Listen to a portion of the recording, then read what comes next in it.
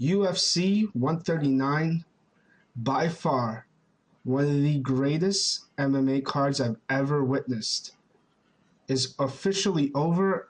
I'm here with JMMA all day, and Johan, Malaysia, right? Malaysia Yep, in the Malaysia house. We got Malaysia up in this house right now. You're damn right. Not in my house. Can you Not in respect Chuck's that? house. I don't know if I Not can in my respect. house. He's in the other room. Yeah, he's in a, Yeah. he's in a different part of the world. Basically. All right. Wait, Either Pretty way, crazy right now. it's in the books. Before we start, Chuck, you got some stuff to say. Go ahead. I just got some shout outs to say to the homegirl in Japan, Aya. She hooked me up, got me the Shoot the Shuto program and this amazing Shoot the Shuto t-shirt. Respect, you know what I'm saying? 私はあなたにとても感謝してます。ありがとうございます。And that is it. Now let's talk about this amazing card. And before I begin, shout out to DiBiase. And Shout out to DiBiase too. Damn right. And Zombie Prophet, Bloodstained Lane, everybody involved. Iron Forges, Iron.com. IFI, baby. Yeah. IFI. That's what it's all about. Bloodstained Lane still will. Anyway, Team Takeover. Let's begin. Fedor, we're going to start off, though, before UFC 139, discussing that, because I haven't heard what you guys, I have actually no opinion, no idea what your opinion on is on the card. Fedor fought Monson this weekend. Chuck, you said you were going to order it. Did you order it? I did not order it, but I watched it. I watched it as well. Johan, did you watch it as well? Just a bit, because my internet was down, my router's down, so I'm pretty much using the direct line in my brother's room. So this is why I'm up here with you guys as well. So okay. I didn't get to watch it, but yeah, I can give my take on it, I think. All right. So either way, so I guess it's just me and Chuck, for what it's worth. Not the greatest fight in the world, obviously. Monson flopped like Vladi Divac on the Lakers. You know, he just flopped. Kind of reminded me a little bit like the Overeem and Verdun fight that happened at the Grand Prix. There's not much to talk about except the fact that, you know, Fedor won, gets the W. You know, apparently Monson fought two cops as well. Did you hear about that yet? Did you hear? I heard nothing about that, but I definitely need to look it up after we're done. Yeah, apparently All Monson, I know is that he's got a cast on his leg. That's it. yeah, apparently Monson fought two Russian cops as well. So that's kind of interesting. I don't know, man. What did he do? Fedor won. I'm gonna look it up. Fedor won. I don't know if there's anything you want to add to that, except the fact that it was good to see. I just want to say I liked it. I thought it was a good performance from Fedor, even if it was against Jeff Monson. He didn't come out swinging wildly. He chose his shots. He had a lot of nice leg kicks. You could tell from the camp in Holland that he had. He hurt Jeff Monson real bad. He dropped him almost at will into those second and third rounds, and he didn't play his game, and I respect that. Calculating Fedor is a scary thing, I think, and he's gonna destroy Satoshi Ishii when they fight in Japan for Genki Desu, and I hope he comes to the UFC. Like you guys were saying, there's some UFC rumors. Yeah, that apparently that MiddleEasy.com is supposedly claiming that the UFC is talking with Fedor's camp to sign him. I don't believe it. I think there's no way in hell we'll ever see Fedor in the UFC. It's a win-win situation. I think Middle Easy's pulling that out of their asses. Yeah, Perhaps. it's very doubtful. I don't see that either, especially considering the beef between Dana White and M1 and Fedor and just everyone in general there in that whole situation. Yeah, even they're even claiming Minowa is going to be on the UFC Japan card. That That's bullshit. that doesn't even make any sense either. So I don't know what they're talking about. I think Mike from MMAJapan.com, shout out to him. He pretty much confirmed. He got in touch with Real Entertainment and said that Minoa Man's not with the UFC, so it's a rumor killer. So Yeah, yeah. thanks, but no thanks, Middle Easy. Nonetheless, uh, I think I would love for it to happen. I'd love for Fedor to end the latter part of his career in the UFC and go for that UFC title and fight the best. You know what I mean? But I wish it would happen, and I pray for it to happen. But at this point, I don't think there's negotiations going on at all. no. And well, I pretty much said that I don't really believe in rankings. All I can say is that so long as I see Fedor fighting, I'm pretty happy. You know, I don't care where he ranks as long as he's fighting. As long as we get to see him fight, that's good enough for me. Wherever he fights, whether it's at Genki Deska New Year's Eve or another M1 event or possibly the UFC, I'm pretty much happy with anything. Yeah, anything he makes a decision. I will say that by far, and maybe Chuck, you'll agree with me, maybe you won't. The commentating on that card, whoever was Horrible. commentating that, Yushi Shimada and Fedor. He kept calling Yuji Shimada, and he kept saying Fedor and Melenko. I'm like, what the? He was like, he was almost as bad as the guy who commentated the K1 63 kilogram Grand Prix. bro, that was gotta be the absolute worst a commentating job Horrible. I've. Jeremy Horn couldn't even do anything about it. It was that bad. It was so horrible. I wish you could have heard it, Johan. It was so bad. Ridiculous. And Was it Johan, ever when you people, watch the fight, commentating as well? when you watch that fight, Johan, please just mute it because it's just gonna get you angrier and angrier. Because the fight was kind of boring. I'll The put fight was my kind of own boring. commentary over it then. Yeah, but the Yeah. fight was kind of boring in general. I mean, it wasn't that exciting of a fight, and to have that guy in your ear, just mutilating people's words, names, just was. I mean, you got the main event, and you can't get the two fighters' name properly. Come on. Obviously, the guy's Horrible. never. I don't even think the guy's ever watched. Chevella, please, Please for should have been there. But I gotta say one thing: the Morgan Freeman VTR opening intro for that fight. Did you see it? No, I didn't. Morgan Freeman voiced the intro video for that fight. If you haven't seen it, go watch it. It's the most epic VTR you will ever see. I'll look it up for sure. Yeah. So epic. It's Anything with insane. Morgan Freeman is big, actually. Yeah, I was like, they got Morgan Freeman? How'd they get this guy? Crazy. Yeah. That's Maybe crazy. Morgan's a Fedor fan. Yeah, he must be. I guarantee he is. He's Did like, he- when Fedor was a little boy. I was like, oh, I gotta say Morgan Freeman. And That's it was. awesome. It certainly was. That's awesome. All right, so here we go. UFC 139, one of the greatest cards in my opinion. Not a bad card at all, for the exception of the first fight, the third round of the first fight between Stephen Bonner and Kyle Kingsbury. The fight was the card was amazing. I'm going to quickly go through it. Bonner won by decision. Not the most exciting fight. Kingsbury didn't bring it. Anything you guys want to add? Because I don't really care much to talk about this. I just want to say, like I said in our last vlog, that was the fight where you go and get food for. That's I it. woke up at 9 That's a.m. in it. the morning, so That's it, dude. That's it. yeah, nothing much to say. All right, so second fight, Martin Kampman versus Rick Story. Surprised that, I mean, there's not much to talk about this. Kampman won, obviously. It was great to see a judge's decision finally go his way. Yeah. Anything else? What do you think, Johan? I like Did you see the Cameron's fight? stand-up. Definitely. Yeah. Good stand-up. It was a decent fight. I came in for the second round. I got back to the second round. I was a little late. And it was just a decent fight. I was ready for the later part of the card.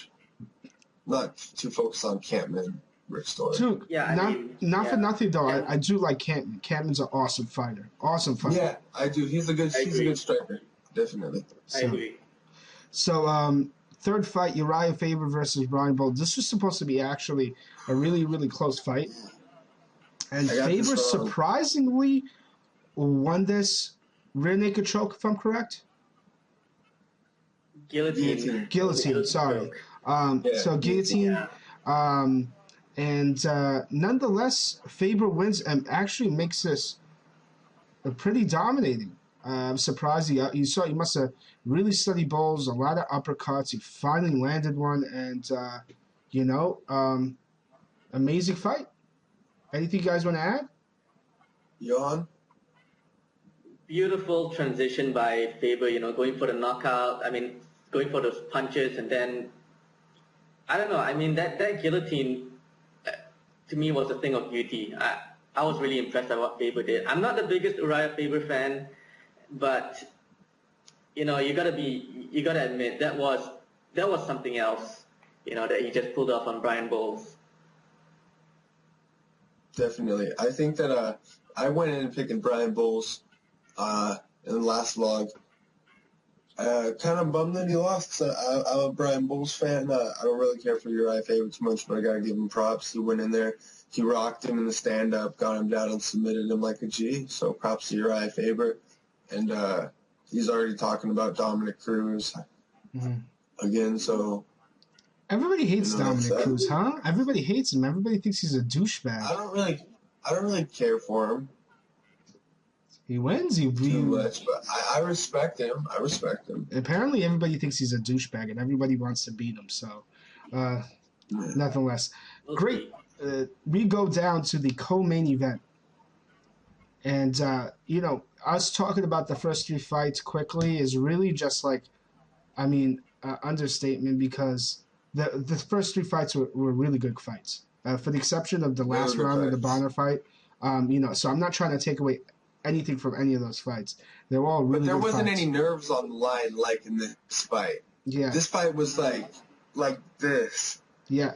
Because it was that nervous. Wandy for Kung Lee. And Wandy wins. In epic shoot the box fashion. Oh my God! Listen, you want to say anything? I'll let Johan. Johan, you could talk about the fight. You can go ahead. Say what you got to say. Pride is back. Well, it never went away, but pride never die. Yeah, pride never die. I was really happy. That was a pretty insane fight actually for just those 6-7 minutes or so of that fight that went, and I was really happy with it. Happy with the fact that Wanderlei Silva won, after his loss to Chris Liebens. So hopefully this might put him up in title contention in the future, but I'm not too sure where he goes from here.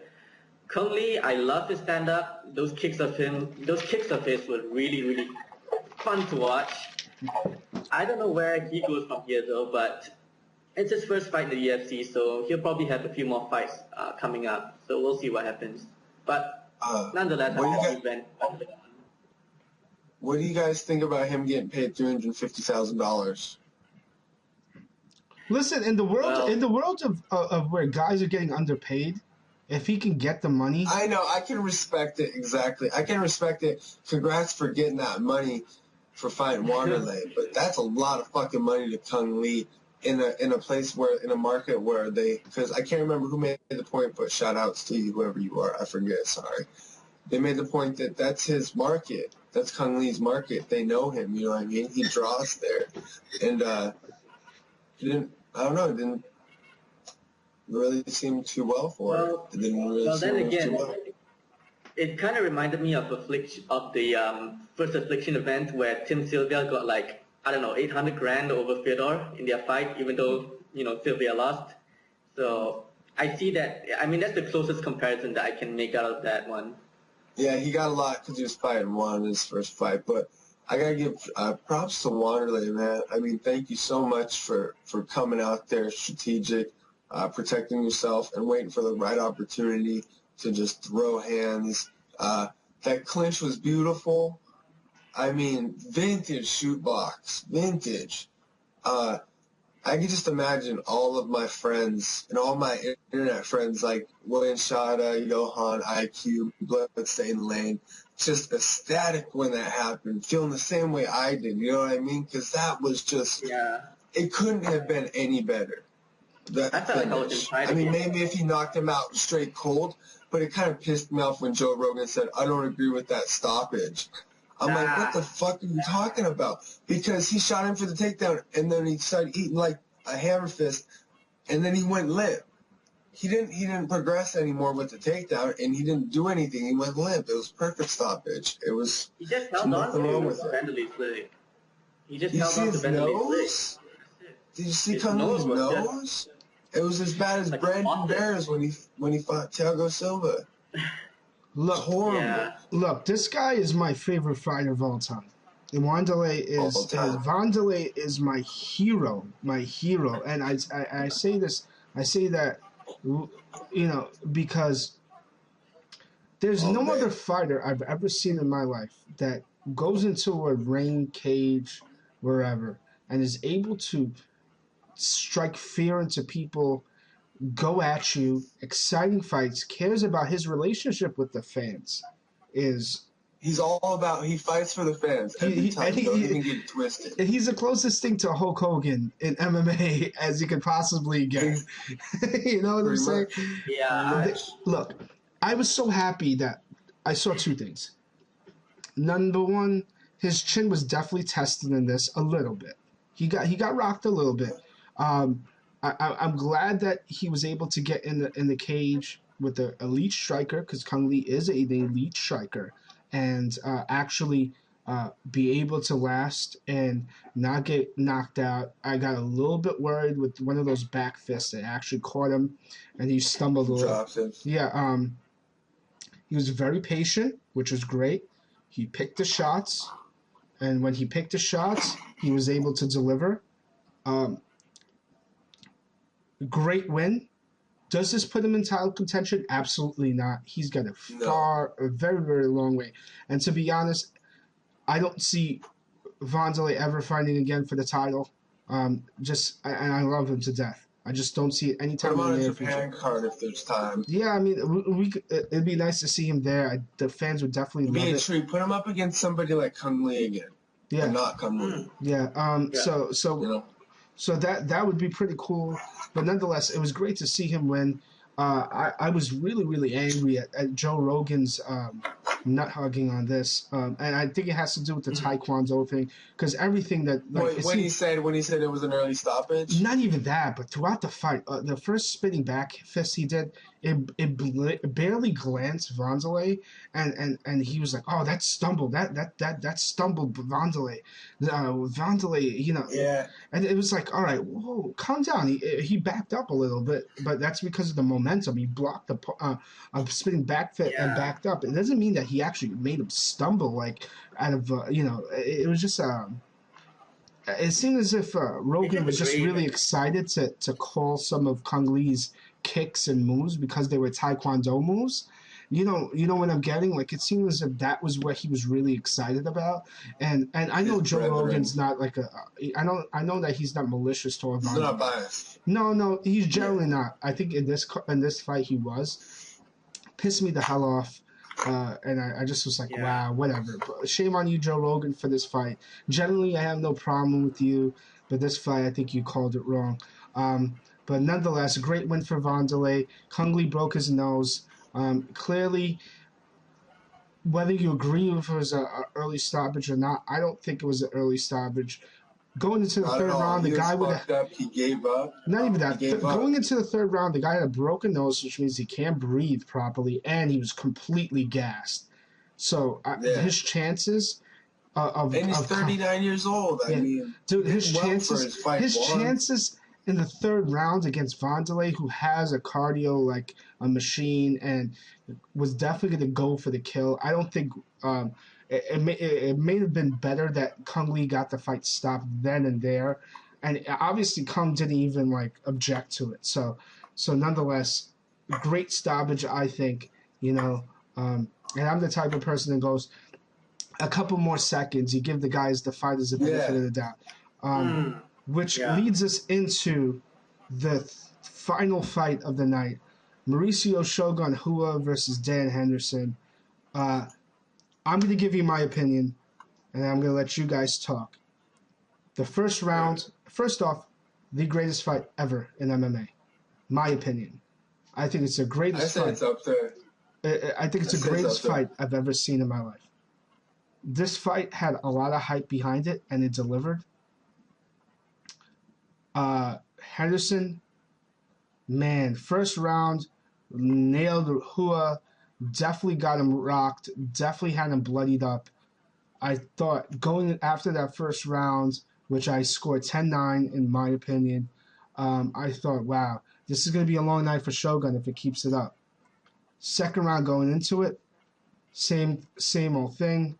Dan Henderson, once again, winning the round, doing a great job at keeping Shogun at bay with punches, man. I would have thought actually Shogun was starting to gas here a little bit, which was it seems so. So I was a little worried about that. I mean, and I'm a Shogun fan, so I say when I look at this fight, actually, before I continue, whoever won, I would have been happy because I like both guys. I always have considered Dan Henderson the greatest American mixed martial artist of all time. I think he's my Captain America. Nonetheless, third round, where a lot of people seem to be divided about, which is the third round. Henderson hits him with the right hand. I think it was a left kick to the leg, and a right hand that followed that dropped Shogun. It was the inside leg kick, right hand. The combination. Beautiful everybody wins. Beautiful combination. Beautiful combination. I mean, you could not have landed that any better. The only reason why everybody would have been knocked out from that punch. I was just about to say that Shogun is the only person that could probably take a punch like that. Eat that full force, stepping into that with a leg kick. Okay. Boom. That's insane. For the next 40 seconds, Dan Henderson, ground and pound. He put an ass whooping on Shogun. Okay.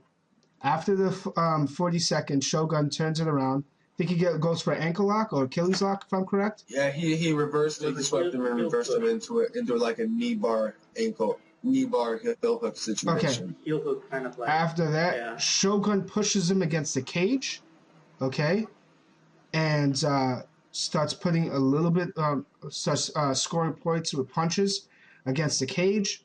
Fourth round, we see Shogun start to dominate the fourth round. So I scored that a 10-9 round. The fifth round, I honestly thought it was a 10-8 round. Pretty much. There was 10-8. If there was any round that was a 10-8 round in the history of rounds, that was a 10-8 because round. Shogun had the dominant position. I didn't even have to look at the He was getting off mount and back on, off and back on. He kept progressing. I mean, what do you want? That was a 10-8 round. So we go back to the third round. Dan Henderson wins. We go back to the third round, and it comes down to this. And I scored it a 10-9 round. A lot of people didn't. Same here. Okay? You've got to think about this. And there's no right or wrong answer, because I could see why people might give that a 10-8 round to Hendo. Mm-hmm. Do you consider 40 seconds of dominance towards a guy in a round good enough to score 10-8 is really where it comes down to. I think if you got to consider the fact now, the only reason if you consider 40 seconds of pure dominance, there was pure just annihilation. If you consider that valid enough for a 10-8 round, then you should be saying Dan Henderson won. If you consider the whole round, which the first beginning of that round was kind of a little bit even, a little bit more towards Hendo than towards the rest of it, it's all Shogun. From after those 40 seconds, then you say it's a draw. I thought it was a draw. I'm not going to argue the fight. because the judges felt differently. What disappoints me is the fact that the last round we were cheated from a draw, I think. But yeah, the third round where most of the people argued, it really comes down to whether you guys, I want to hear comments and tweets and suggestions as to what you guys thought. I thought the 40 seconds of pure domination was not valid enough for 10-8 round, considering the fact that Shogun did come back from that and was scoring points after that. And I leave it as that. Great fight. I do not want to take anything from any other fighter. But that was just a beautiful thing. It was just beautiful. I was emotional watching that fight because it was just. I feel like powerful. at the end of the day, there's no winner or loser. I know technically on paper there is. It seems like both guys are out for 6 months from that beating. I think I read. So it definitely took a toll on both those guys. Just an amazing fight, and I'm done. So I mean, I like. What do you think, Johan? Johan, go at it. First and foremost, yeah, one of the greatest fights ever. The definitive, if I have to say, the definitive mixed martial arts fight to watch. Yeah. If you have to give someone, you want to introduce someone to mixed martial arts, you show him Henderson versus Shogun from UFC 139. And I've seen quite a number of good mixed martial arts fights, but this definitely ranks up as one of the top fights I've ever seen in my entire life. That being said, you know, when we were discussing about the 10-8 round, the 10-8 third round scoring system and stuff, I kind of have to agree with Wayne as well, because I was kind of torn between both Hendo's control and domination, and then you see Shogun coming up and recovering, and then, you know, going for that heel hook and that. Yeah, I do agree with Wayne. It's definitely for me, it's a draw. The fight itself to me comes across as a fight that pretty much should have been a draw instead of like one of these guys winning and one of them losing. But you know, at the end of the day, the ones who end up winning the most was us. We won. Yeah. We won because we were treated to such a really good fight. So. Definitely. You know, I don't think there are any losers in that fight. You know, I don't see Shogun being a loser because he gave it his all in that fight, and you know, proved that the Shogun that was dominating Pride back in 2005 is still alive, still around, and is pretty much doing the same thing. You know, take away that loss to John Jones, for instance. I mean, that guy is still. I mean, Shogun is still on top form, if you ask me. Yeah. I think that I agree with both of you. I think that third round was a 10-9 round. In my opinion, I think that fight at the least should have been a draw. I think that's a fight that was made in Pride, and we should really acknowledge Pride and thank Pride for that fight. I'm a little bit torn. If that fight was under Japanese scoring criteria, Hendo won that fight on damage, obviously. But since it's under unified rules or whatever, it was definitely a draw. It was a draw, plain and simple. They both got heart. They're both legends. I would like a rematch, but it doesn't look like we're gonna get that. Just an epic card, epic fight. War Shogun. That's all I gotta say. I'm a Henderson fan, but Shogun more so. War Shogun. I'd like to see him fight in Japan, but like you said, he's out for 6 months, so that's not happening. Just great. So much heart, man. So much heart. And that was like a fight where I was just like, no! You know, the whole time. Me and at 1 million ankles, the homie was just sitting there freaking out. Crazy fight.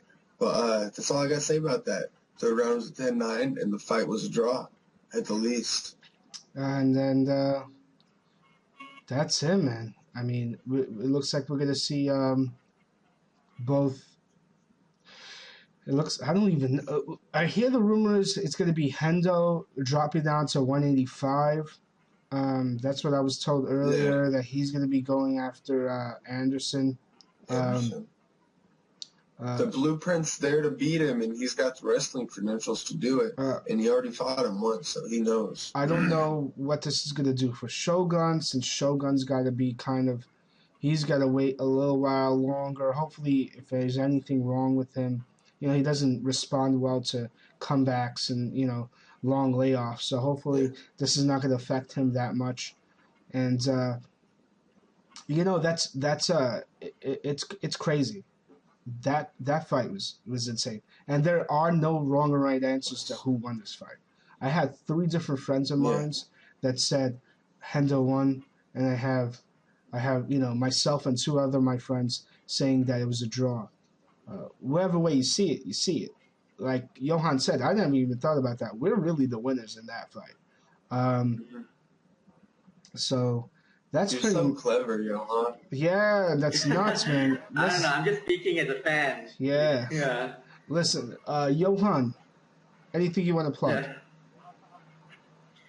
Well, I'm hoping to get my router fixed ASAP. So hopefully me and Jacob, IQ Wrestler, will be doing another Shining Triangle podcast, which if we do, we'll definitely let you guys in the loop for it.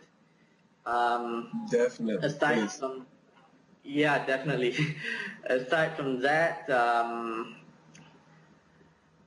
nothing much. I'm going to be taking part in the Sasuke Weather Challenge in a few days' time, so just wish me luck on that. And yeah, arigato. Yeah, nothing else to plug actually. Just shout out to all the guys you mentioned: Bloodstained Lane, Still Will, Zombie Prophet, everyone at IFI, everyone at Team Takeover. Yeah. RCV as well. Pretty much that's it. Chuck? Shout outs to Iron Forge Iron, Team Takeover, Zombie Prophet, James Harvey, Wayne Shada, Johan, at 1 Million Ankles. You know who you are, everybody. Keep doing work, keep making highlights, do what you do, and we all support you. And shout outs to Michael Myers. Yeah, Michael Myers, yeah. Oh wait, regarding RCB, he's actually going to commentate a kickboxing event between Chinese fighters and Canadian fighters. I forgot what it was called, but it's his first commentating gig, so I hope you guys get to purchase the pay-per-view online and support him, and also get treated to some really great stand-up fights. As for me, the local kickboxing Muay Thai scene is growing, and we've also got an MMA promotion coming up in Malaysia as well called Audacious FC. So aside from ONE FC coming over to Malaysia next year, that's something to look forward to. So I'll definitely try to cover as much as I can to bring you guys updates and what's not as well on what's going on here in the local scene. Awesome. IronForgeDesign.com, the best MMA website in the world. My good friend Bloodstained Lane, always doing vlogs. Check out his vlogs on YouTube. Check out his Twitter. We should be having one here with him soon. Yeah. Look out for that. I was getting tweets from Malky Kawa. I don't know why. Him. MMA Topics Gang. DiBiase. There's a ton of people that I can go on and on about. But nonetheless, thank you guys for watching. Check out the iTunes, the Blog Talk Radio, and definitely the YouTube. Let me know what you guys think about the main event. I'm definitely interested to hear from you. And there will be, I promise you, there will be more things going on as far as this vlog, as far as myself and Chuck and other things. Go check out my new highlight, as a matter of fact. Yes. Yeah. Rena, man. Rena. There it is. Yeah. How can you not love Rena? There it is, guys. There it is, guys. A chick who actually can fight, and She's beautiful. Awesome. There it is. Check it out. I'm going to the MMA Expo in New York, so hopefully I meet one or two or whoever watches. Yeah, definitely. So say hi to Wayne Shada, man. Yeah, definitely. I'll have 0 people walk up to me. Let's be honest here. But nonetheless, thanks for watching. Comment, add us on Twitter. You have all our names. And peace out, guys. Thanks for watching.